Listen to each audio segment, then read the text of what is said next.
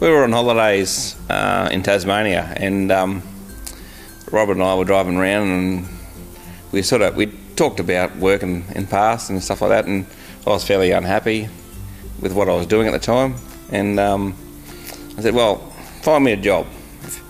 And I said, I'm not happy with what I'm doing, so find me a job. And she was sitting there on the iPad, and she started looking at different things. She said, oh, what about this GroutPro? And I went, I don't know, give it a go. I think it was actually one of the first things I came across, actually. And I said, was it doing up bathrooms or something? She goes, no, have a look at this tonight and see what you think.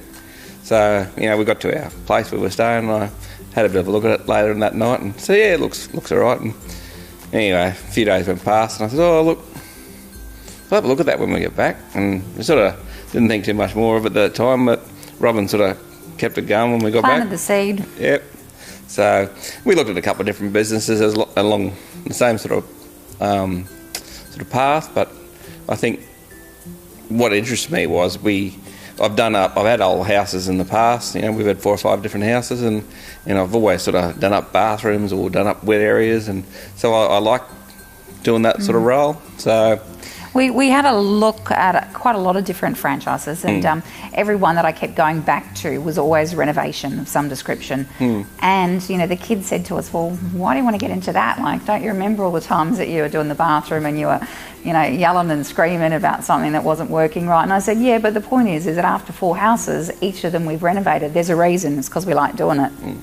And if you're looking at a franchise, it's a model that's already established. So I just didn't want to go and start a business because I sort of don't think I could do that. So, but at the same time, I don't think I could go and afford to buy a McDonald's either. So we had to find something that was affordable for us, and and make an amount of money that we would be happy with. So, and we sort of come up with this. So we did some investigation and talked to Jeff and Delena when we got back, and shot some emails out and found out a little bit about it, and sort of went from there. But it all started to fall into place when, I think, after I'd done my investigations on what the company was like and stuff like that, there were some things in the background that probably were different in the past, but that's the same with any business, I suppose. But once we started to talk to different people and franchisees,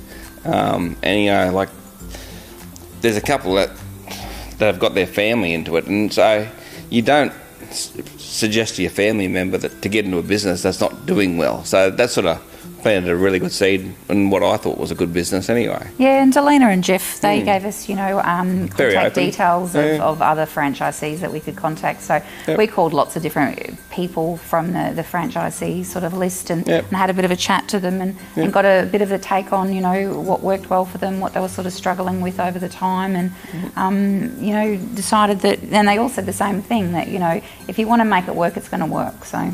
And I think the best thing I did, I was lucky enough because I was only sort of an hour away at the time.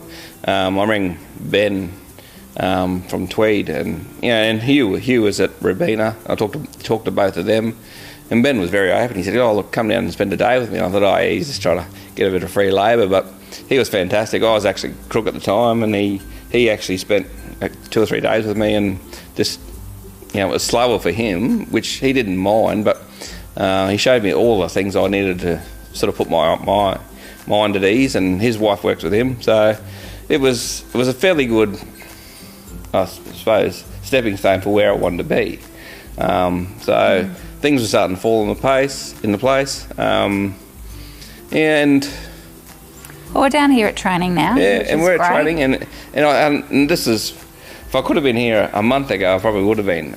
It was a bit of a long journey for us, but we're finally here, and the training's really cracked up to what I thought it would be, and having different franchisees just come on different days and just turn up for no reason, whether they want a free hamburger or whether they're here to help, it's really good. So because it gives you a different take on what Jeff and Delena are doing all the theory, but having Dan and the other guys just here helping out has been because they're on the job. And that's what I like. They give you a bit of different sort of take on what's good, what's bad, different examples of things that they've done in the past that have worked or what hasn't worked. So, you get a lot of different varieties, and each different region, from what I gather, has a lot of different clientele base.